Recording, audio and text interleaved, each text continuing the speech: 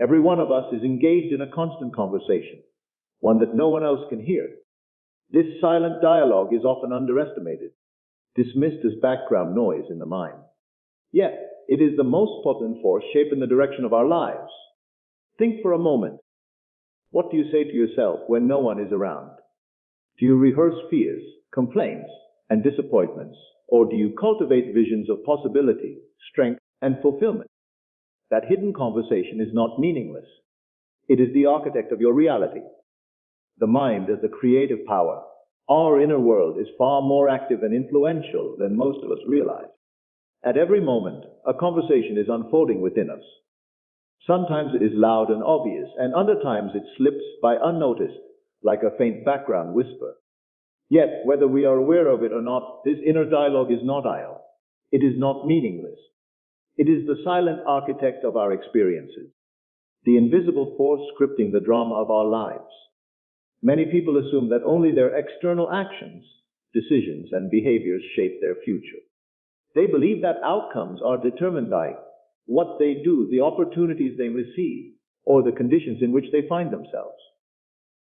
While these factors matter, they are not the root.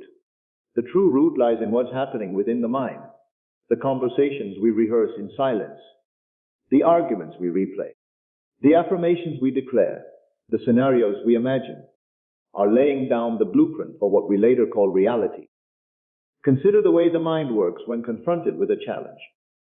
If the inner voice insists, "This is impossible, I will never succeed," the body follows with fatigue, doubt, and hesitation. Doors appear closed, opportunities are overlooked, and energy dissipates. On the other hand, when the inner dialogue says, "This is difficult, but I can find a way," the body becomes energized, perception sharpens, and suddenly hidden pathways reveal themselves. The external situation may appear the same, but the inner script alters the way it unfolds. This is because the mind does not merely reflect reality, it generates it. What we hold inwardly, we inevitably see outwardly. Think of a lens through which the world is viewed. The lens is color. Everything appears tinted. Likewise, the assumptions, beliefs, and dialogues of the mind the world in ways that appear objective but are deeply personal. The person who constantly tells themselves they are unlucky will notice every small misfortune, reinforcing their belief while ignoring or dismissing the good. The person who rehearses gratitude and success inwardly finds confirmation on everywhere, even in the smallest details. Our inner speech is not neutral. It is a creative vibration, constantly shaping circumstances, attracting conditions, and influencing behavior. When we dwell on negative conversations in the mind, resentments, regrets, criticisms, we are essentially planting seeds of repetition. These thoughts crystallize into moods, moods solidify into attitudes, and attitudes eventually express themselves in action. The outer world then mirrors back the very content we held within. This principle can be clearly observed in relationships. Imagine a person who continually argues with another in their imagination. They reverse the disagreement silently, over and over, crafting replies, defending themselves, or anticipating insults. Even if they never voice these thoughts, the tone of their inner dialogue leaks out in subtle ways through body language, expressions, or energy. The relationship became to take the shape of those imagined conversations. Hostility grows, often without a clear external cause, because the inner dialogue has already scripted the outer play. Conversely, when one silently imagines harmony, reconciliation, or mutual respect, the quality of interaction shifts. What was once strained begins to soften, as the silent script alters the living drama. The same law operates in our ambitions and goals. A student preparing for exam may tell themselves repeatedly, "I always fail. I can't remember anything. I'm not smart enough." Though they may study diligently, their inner dialogue sabotages their effort. Anxiety increases, concentration weakens, and the predicted failure manifests. Yet another student, perhaps with no greater natural ability, tells themselves, "I understand easily, I retain knowledge. I am prepared." That inner dialogue builds confidence, sharpens focus, and ultimately creates success. What the outer world calls chance or talent is, in truth, often the product of sustained internal speech. The creative power of the mind lies especially in the fact that it does not distinguish between real and imagined. The emotions we feel in imagination are registered as though they were happening in reality. When we relieve a joyful moment inwardly, the body responds with warmth, relaxation, and energy. When we rehearse a painful memory or imagine a fearful future, the body tightens, stress hormones flow, and the nervous system reacts. Over time, the body and the external world align themselves with the repeated imaginal act.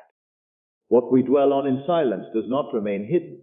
It projects itself outward into our circumstances. This understanding places immense responsibility on each individual. If our inner conversations are shaping reality, then the quality of those conversations determines the quality of our life. To indulge endlessly in complaint, criticism, and doubt is to program life to echo those very states. To cultivate inner speech of confidence, gratitude, and vision is to prepare the ground for experiences that reflect those states. We cannot afford to treat our thoughts as casual or meaningless, for they are continually sowing seeds that will one day bloom. It is not enough to simply suppress negative thoughts, for suppression often strengthens them. The true art lies in conscious redirection. When an inner dialogue of fear begins, one can pause and deliberately shift the script. I am supported. I am capable. I am secure. When a mental replay of failure arises, one can choose instead to rehearse success. I did well. I rose to the occasion. I achieved what I desired. At first, this may feel unnatural, even false, but repetition gradually makes the new dialogue familiar. And what becomes familiar soon becomes believable, and what is believed inevitably takes form. This process requires vigilance. The mind, left unattended, tends to drift toward old patterns, often shaped by past experiences or social conditioning. But with awareness, one can observe the inner chatter, notice its direction, and gently correct it. Each correction like adjusting the course of a ship at sea. Though small, it ensures that in time the destination reached will be vastly different from the one first set by unconscious drift. The creative power of the mind is silent but unstoppable. It works continuously, whether or not we acknowledge it, weaving reality from the fabric of inner speech. To understand this is to recognize that the true battlefield, the true workshop, and the true stage of life is not outside but within. The conversations we permit in the privacy of our mind are the causes, while the circumstances of our life are merely the effects. To change the effect, we must first master the cause, and that cause is none other than the dialogue we keep with ourselves day and night imagination as the seed of experience. Every experience we live through, every condition we call reality, first existed as a possibility in the mind. Imagination is not simply a faculty reserved for artists, dreamers, or children. It is the fundamental seed from which life grows. The inner pictures we entertain, the scenarios we silently rehearse, and the assumptions we carry act as patterns that eventually manifest themselves outwardly. In this sense, imagination is not a passive activity, but a creative power, continuously shaping the stage upon which we live. When a person imagines a future event, the mind begins to weave details around that picture. Feelings attach themselves to it. Behaviors subtly align with it, and perception becomes tuned to notice whatever confirms it. What was once a private vision begins to spill into action, and action interacts with circumstance until the imagined scene becomes reality. This process operates quietly, often unnoticed, yet it governs much of what unfolds in daily life. Think of an athlete preparing for competition. Before stepping onto the field or track, many rehearse their performance inwardly. They see themselves running, leaping, or striking with perfect precision. This act of imagination is not idle. Studies reveal that the body responds to mental resource almost as if the action were physically performed. Neural pathways strengthen, confidence grows, and the probability of success increases. The imagination plants the seed, and performance becomes the fruit. The same principle extends beyond athletics into every area of human endeavor: career, relationships, health, and creativity. Consider the role of imagination in relationships. When someone assumes that others dislike them, they begin to interpret neutral gestures as signs of rejection. A glance becomes an insult, silence becomes hostility, and every interaction is colored by suspicion. Eventually, they behave defensively, withdrawing or lashing out, and this behavior provokes the very response they feared. The imagined rejection takes form as lived experience. Yet when the same person assumes friendliness and acceptance, they approach others with openness and warmth. Smiles are noticed, kindness is emphasized, and rapport grows. The imagination again shapes the encounter, but this time toward harmony rather than conflict. Imagination is also the seed of innovation and discovery. Every invention, from the Wii to the computer, began as an idea that had no outward proof. The world once declared it impossible to fly, yet someone imagined soaring above the ground. That vision, rehearsed again and again, compelled experiments until the impossible became routine. What the masses call reality is always catching up to what imagination has already dared to conceive. In this way, progress itself is the outward flowering of inner assumptions held with conviction. It is important to see that imagination works both constructively and destructively. A mind that dwells constantly on disaster, illness, or failure is sowing seeds of the same. When we imagine worst-case scenarios with vivid and repetition, the body responds with stress. The nervous system prepares for catastrophe, and our actions unconsciously align with avoidance or fear. The very thing dreaded is drawn closer, not because fate is cruel, but because imagination reeled until it took shape. On the other hand, when the mind rehearses health, success, and well-being, the body relaxes, energy flows, and choices naturally align with that inner image. What is assumed inwardly sets the trajectory for outward life. This is why imagination can be seen as the workshop of destiny. Each thought is like a seed, but it is imagination that waters it, gives it form, and nourishes it until it takes root. A fleeting thought of success may come and go, but when we repeatedly imagine ourselves successful, seeing it, feeling it, living it inwardly, it becomes an assumption. That assumption gathers momentum, influencing every gesture, every decision, and every perception until success begins to materialize. Imagination is also inseparable from emotion. When we imagine vividly, we feel as though it is happening now. The body cannot always distinguish between real and imagined events, and so it reacts to imagination with genuine emotion. This is why we can cry watching a film or feel fear during a dream. The mind accepts the scene as real, and the body responds accordingly. When we deliberately imagine a desired state with intensity and feeling, we persuade the subconscious to accept it as fact. Once accepted, the subconscious works tirelessly to externalize that state, arranging circumstances, drawing opportunities, and guiding behavior until the imagined becomes actual. It is tempting to this imagination as fantasy, yet history and personal experience reveal otherwise. Entire civilizations were built upon ideas that first existed only in the mind. Every building, every piece of art, every piece of technology was once invisible, residing solely in imagination. Likewise, every personal achievement begins not in the outer world, but in the inner vision. The individual who assumes they will succeed begins walking, talking, and acting from that assumption long before evidence appears. The world then shifts to meet that inner certainty. This principle also explains why many remain stuck in repeating cycles. They imagine the same limitations, rehearse the same disappointments, and assume the same failures. Though they desire change, their imagination is still loyal to the old pattern. Until the inner rehearsal shifts, the outer play cannot change. Transformation begins the moment one dares to imagine differently, to assume a new identity, to live inwardly as though the desired state is already true. To practice this consciously, one might take a quiet moment each day to construct a scene that implies the fulfillment of a desire. It need not be elaborate. A simple image is enough, provided it is felt with conviction. If one desires success in a profession, the scene might be shaking hands in celebration, receiving praise, or seeing the results of accomplished work. If one seeks harmony in relationships, the scene might be laughter shared, a warm embrace, or words of affection. By dwelling in these imaginal acts, the seed is planted. With repetition, the seed grows roots in the subconscious, and in time, The outer world bends to reflect it. Imagination, then, is not daydreaming. It is deliberate creation. Every assumption that inwardly is a command to life, a silent decree that says, "Let this be so." Life, in turn, answers that decree, for the outer world is only the echo of the inner voice.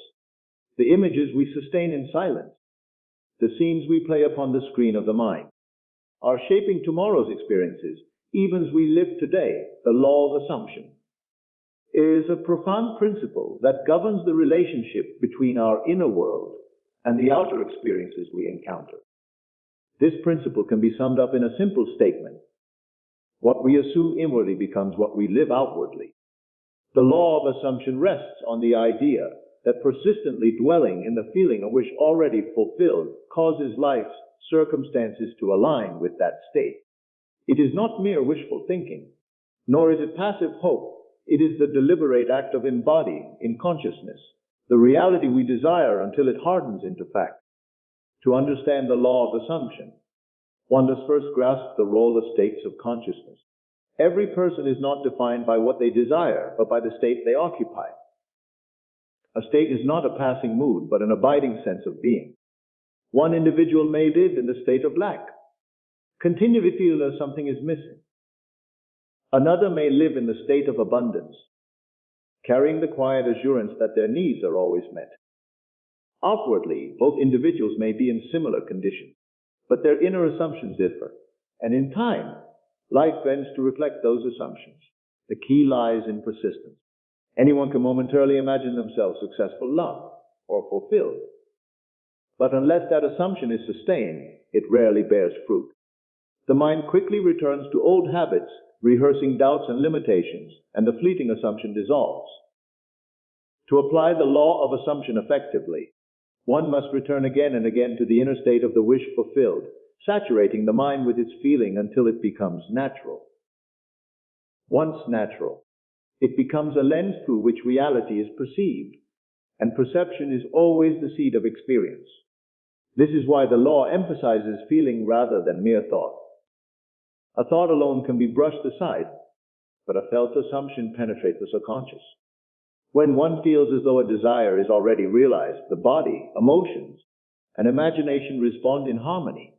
The subconscious accepts this feeling as fact and begins to express it through behavior, intuition, and circumstance.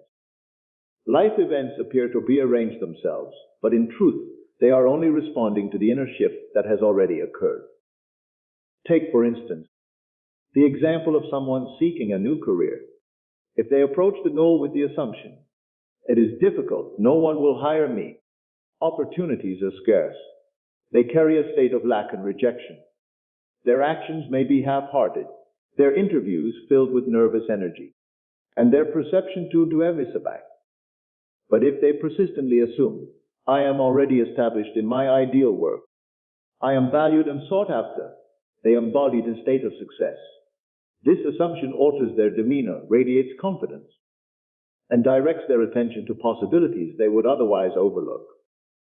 What seemed unlikely begins to appear inevitable, not because chance changed, but because assumption did. The law of assumption also explains why so many desires remain unfulfilled. People often approach their goals as something they will achieve one day. They imagine a distant future where conditions might improve, but they never occupy the state of already being fulfilled. To imagine health while continuing to assume sickness, to desire love while persisting in the assumption of loneliness, is to cancel the very wish one seeks to realize. The law demands consistency to assume the end, here and now, and to persist in that end until reality mirrors it. This persistence does not require strength. It is not about forcing the mind, and repeatedly redirecting it. Just as a gardener waters a seed day by day, without digging it up to check its progress, so must we nourish our assumptions with steady attention. The outer world may, for a time, show no change. Circumstances may even appear contradictory. Yet, if the assumption is attained, the invisible roots grow deeper, and eventually the evidence appears. What was inwardly accepted becomes outwardly unavoidable. An important aspect of the law is that it disregards appearances. Appearances are only the shadow of past assumptions. To dwell on them is to perpetuate them. Instead, one must turn inward to the desired state and assume it regardless of present facts. This is why the law can feel paradoxical. It requires us to live inwardly as though something is true even before it shows itself outwardly.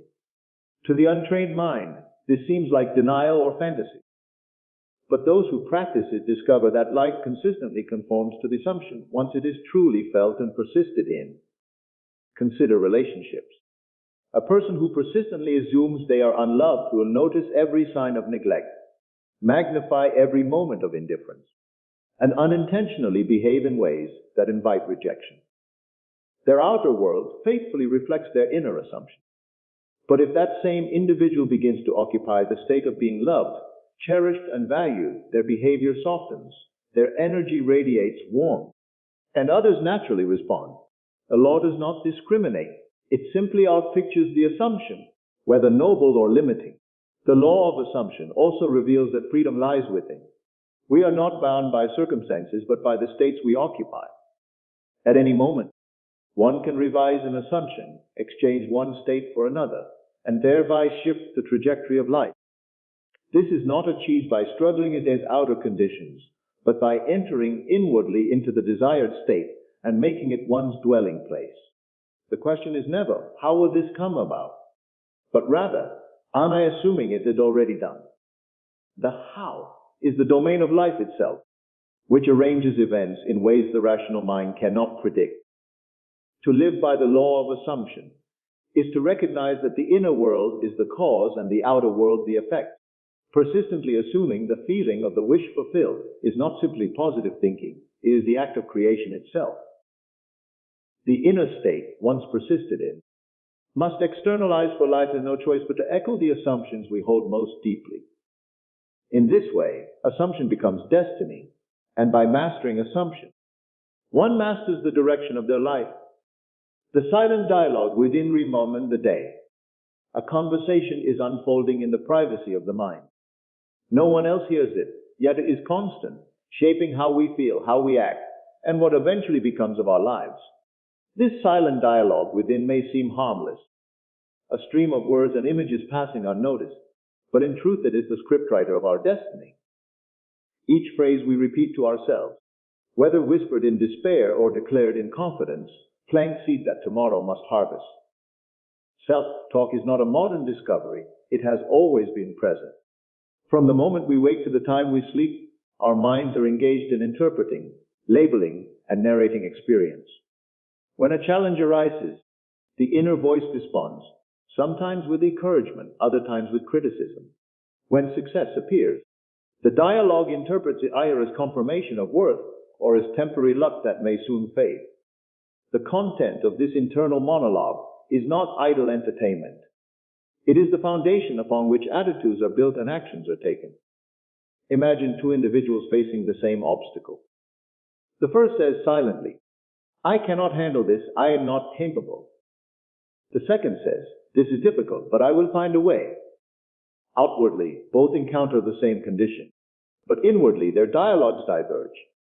The first begins to feel drained, anxious, and hesitant, which influences choices that lead to failure or withdrawal.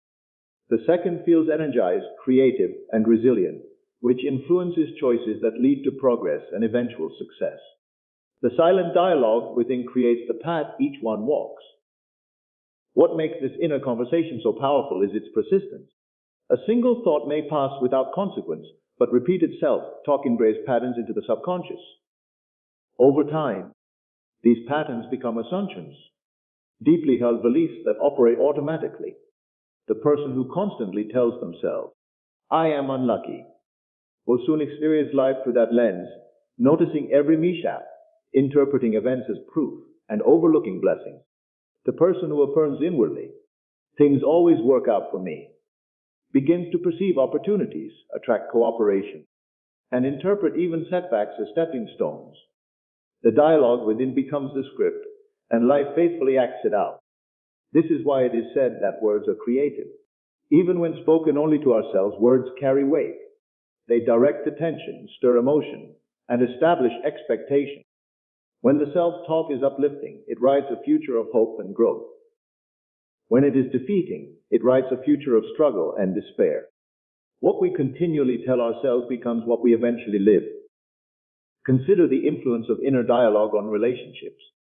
If someone continually thinks, "No one respects me, people always take advantage of me," they enter interactions defensively. They interpret neutral gestures as hostile, overreact to small slights, and project suspicion. In time, others respond with distance or irritation, confirming the inner belief. But if the same individual begins to assume inwardly, "I am valued, people appreciate me, I am respected," their demeanor softens. They approach others with openness, their energy communicates confidence, and respect naturally follows. The silent dialogue reshapes the quality of connection with others. The same principle governs health. A person who continually tells themselves, "I am weak, I am prone to illness, I never recover fully," programs the body to respond accordingly. Stress rises, the immune system weakens, and recovery slows.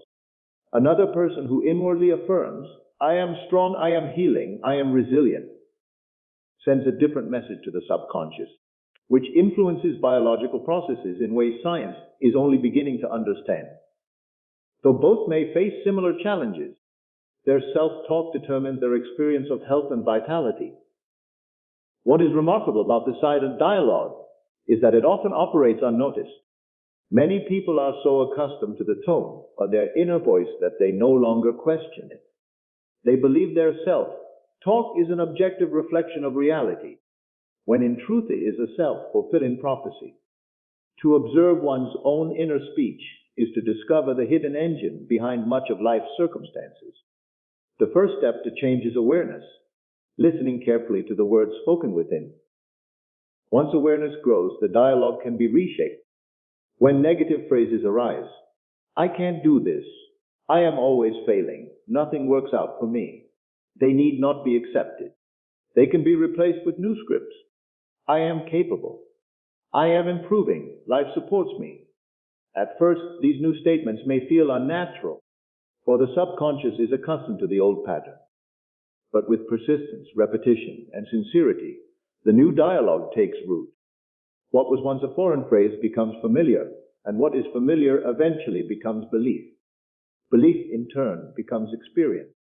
The silent dialogue within also reveals the link between imagination and reality. When we replay a scene of failure in our minds, accompanied by words of defeat, we are rehearsing tomorrow's disappointment.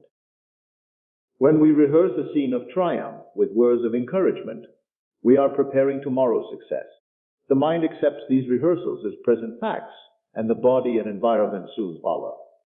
This is why athletes visualize victory, why leaders affirm vision, and why those who master their inner speech often rise above conditions that once seemed impossible. It is not the external world that dictates the tone of our inner conversation. It is the inner conversation that colors the external world. Circumstances do not merely happen to us. They are influenced and shaped by the words we speak in silence. Every time we choose uplifting dialogue, we lift tomorrow. Every time we indulge in defeating dialogue, we write a darker script for the future. To master the silent dialogue is to master the direction of life itself. For the words spoken in the privacy of thought echo, they come the stage upon which we live, living from the end. There exists a principle of creation that appears paradoxical to the rational mind, yet reveals itself as Brome once practiced, to live from the end. Rather than waiting for life to change before feeling fulfilled, one begins by inwardly assuming the change has already occurred. This does not mean pretending blindly or ignoring present circumstances, but choosing to occupy, in imagination and feeling, the state of the wish already realized. By doing so, one summons the creative power of the mind to arrange life in harmony with that assumption. Most people live in the state of waiting. They say, "When I succeed, I will feel confident. When I am loved, I will feel worthy. When I am prosperous, I will feel secure." In this way, they postpone their fulfillment indefinitely, tying their sense of deconditions that may never appear. Living from the end reverses this sequence. It begins with the inner state declaring, "I am already successful, already loved, already secure, and allowing the feeling of that truth to permeate consciousness. Outwardly, the evidence may not yet exist, but inwardly the experience is real, and life has no choice but to eventually mirror it. To understand this, consider how imagination influences behavior. A person who inwardly lives in the end of being confident does not wait for achievements to validate them. They already carry themselves with assurance, speak with clarity, and take actions aligned with success. These behaviors naturally attract opportunities and recognition, which the world interprets as confidence leading to success. In truth, the success was born from the assumption of confidence long before the evidence appeared. The individual who waits for proof, on the other hand, continues to act timidly, reinforcing their sense of inadequacy and perpetuating delay. Living from the end also transforms the way one relates to time. Normally, the mind views the desired state as a distant future event, always approaching but never quite present. To live from the end collapses that distance. It is the act of stepping into the future now, feeling the desired condition as already achieved. For example, one who longs for a harmonious relationship might, instead of dwelling on loneliness, inwardly assume the role of a beloved partner. They rehearse conversations of warmth, imagine the presence of companionship, and feel the joy of mutual affection. This inner state subtly shifts their actions, softens their energy, and opens doors to connections that align with the imagined end. Skeptics may argue that living from the end is self-deception, but it is more accurate to see it as self-direction. Every state of mind, whether of failure or success, is a form of imagination. The individual who constantly imagines failure is not dealing with objective reality any more than the one who imagines triumph. Both are rehearsing possibilities, and whichever is persisted in eventually manifests. Living from the end simply means choosing deliberately which possibility to nurture. A useful way to practice this principle is through the construction of imaginal scenes. Instead of focusing on the desire itself, one imagines a simple event that would naturally follow if the desire were already fulfilled. For someone seeking career advancement, it might be a friend congratulating them on their promotion. For one desiring improved health, it might be walking freely without discomfort. The scene must be vivid enough to feel real and short enough to repeat often. By entering into this scene inwardly, not as a distant hope but as a present reality, the individual plants the seed of fulfillment in consciousness. Emotion plays a crucial role in this process. To live from the end is not merely to visualize mechanically, but to feel deeply. The feeling is the evidence that the imagination has been accepted by the subconscious. If the imagined state produces joy, relief, gratitude, or excitement, then the subconscious registers it as a fact.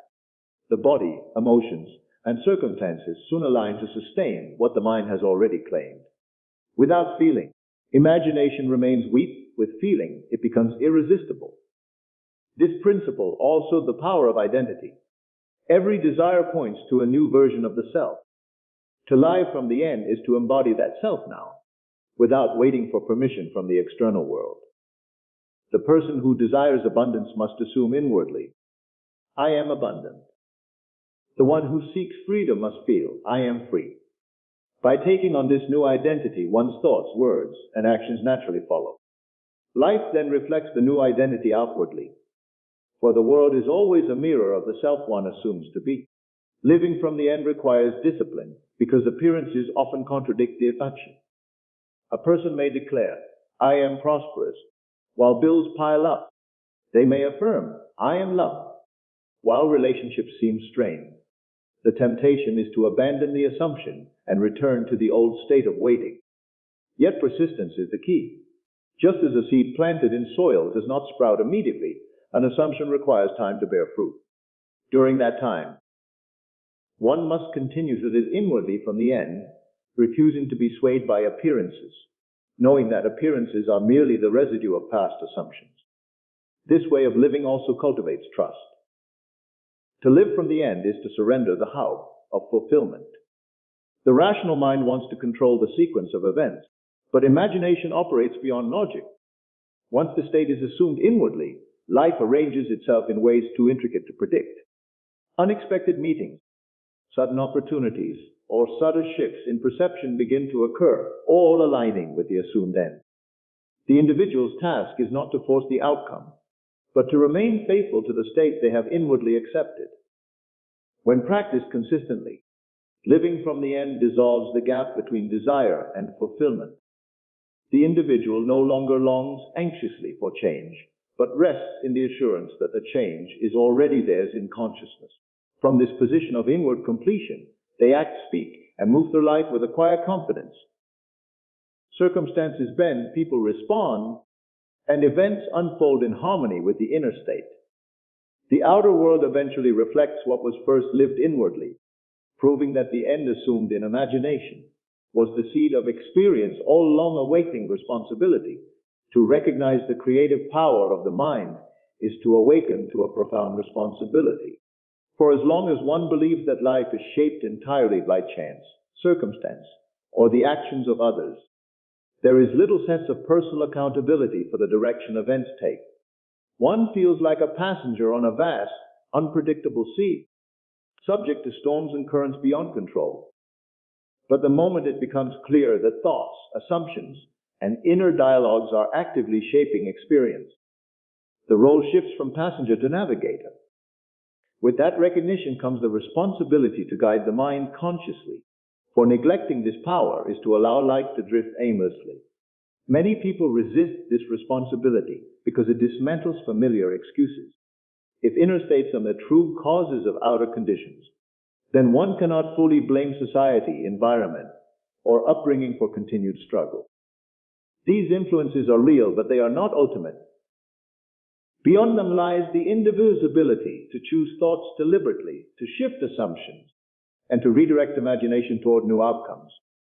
Responsibility, in this sense, is liberating. It declares that no matter the past, change is always possible, because thought can always be reoriented. Directing thoughts consciously does not mean suppressing them with brute force or denying the existence of negativity. Rather, it means observing the flow of inner dialogue, recognizing its power, and choosing with intention what to sustain. Just as a gardener allows some plants to flourish while pulling out weeds, so must one allow nourishing thoughts to grow while withdrawing attention from destructive ones. Awareness is the first step. Many are unaware of how harshly they speak to themselves in silence. They rehearse defeat, dwell on resentment, or anticipate disaster, not realizing these rehearsals are scripts that tomorrow will perform. To awaken responsibility is to notice these patterns and decide whether to continue empowering them. When responsibility awakens, choice becomes central. In every situation, one has the choice to interpret events in ways that uplift or in ways that diminish. The same circumstance, a lost job, a broken relationship, a failed attempt, can be seen as proof of unworthiness or as an invitation to new beginnings. The external fact is the same, but the chosen thought about it alters its meaning, and meaning determines future experience. By consciously directing interpretation, one reshapes the trajectory of life. This responsibility also extends to imagination. Since imagination is the seed of experience, what one chooses to picture inwardly carries enormous weight. To indulge in fantasies of fear, revenge, or failure is to sow seeds that cannot help but sprout in some form. To consciously imagine success, harmony, and growth is to plant a garden of possibility that life eventually reflects. The awakened individual no longer treats imagination as idle play, but as sacred work, for imagination is the workshop where reality is designed. A critical aspect of correcting thoughts consciously is persistence. The mind, left to habit, will often revert to familiar patterns. Old doubts resurface, ingrained fears reappear, and limiting beliefs attempt to reclaim attention. Responsibility means meeting these intrusions not with despair, but with deliberate redirection. Each time the mind strays, one gently but firmly brings it back to the chosen assumption. Over time, this persistent guidance reshapes the subconscious, which then begins to operate automatically in alignment with the new direction. Responsibility also involves honesty with oneself. It is easy to claim a desire for change, while secretly clinging to familiar states of thought. Someone may say they want prosperity, while continually affirming lack, or claim they desire love while silently assuming rejection. The awakened individual must confront these contradictions and choose to align thought with true desire. It is not enough to wish for change, while sustaining assumptions of the opposite. To direct thoughts consciously is to make them consistent with the vision one intends to realize. This responsibility extends beyond the individual to the collective. Each person contributes to a thought that shapes communities and societies. When individuals indulge in fear, division, and hostility inwardly, they contribute to outward conditions that mirror those states. When individuals cultivate peace, compassion, and hope in their inner dialogue, they strengthen those same qualities in the world. The recognition of personal creative power carries with it a duty to use it not only for private gain, but for collective upliftment. Each thought becomes part of the larger field of human experience, and to direct thoughts consciously is to accept responsibility for the quality of that field. Awakening responsibility does not eliminate challenge, but it transforms how challenges are met. Instead of seeing difficulties as random punishments, one interprets them as opportunities to refine thought, strengthen faith, or revise assumptions. Even when outer conditions are harsh, the inner response remains a choice. By choosing wisely, one turns adversity into a stepping stone rather than a stumbling block. Responsibility does not mean controlling every event, but choosing the inner state that ultimately determines how events unfold and what meaning they hold. Living with this awareness can at first feel daunting. The realization that every self-talk, every assumption, every image carries consequences creates a sense of weight. Yet with practice, it becomes empowering. One no longer feels powerless in the face of circumstances, because the creative center is within. Responsibility becomes freedom, the freedom to choose, to redirect, to create anew. The mind is no longer but a guided force, deliberately shaping the contours of life. To awaken responsibility is to awaken to true authorship. Life is no longer a random sequence of events, but a story written from within. Every word of self-talk is a line of dialogue, every assumption a plot twist, every imagined scene a chapter waiting to unfold. By directing thoughts consciously, one takes up the pen of creation and writes with intention, knowing that tomorrow's circumstances will echo today's inner choices. So, I ask you today, guard your inner speech. Direct it with intention. Choose to imagine nobly, to assume boldly, to speak inwardly with faith, because the silent dialogue within is not just talk, it is power. And that power, once understood, can transform your entire world. Thank you.